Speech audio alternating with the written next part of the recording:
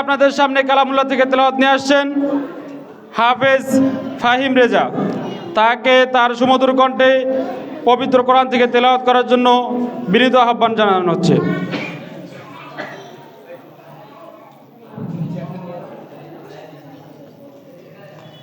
আসসালামু আলাইকুম ওয়া রাহমাতুল্লাহ। আউযু বিল্লাহি মিনাশ শাইতানির রাজীম। বিসমিল্লাহির রহমানির রহিম। وضرب الله مثلا للذين آمنوا امرأة فرعون إذ قالت رب ابن لي عندك بيتا في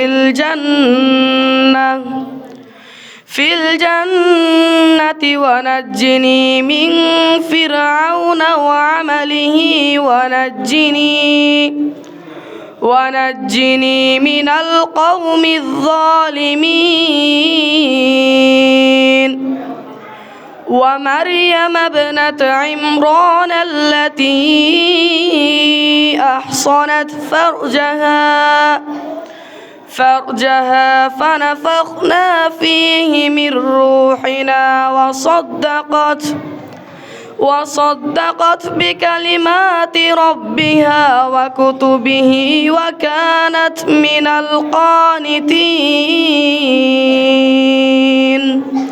السلام عليكم ورحمة الله.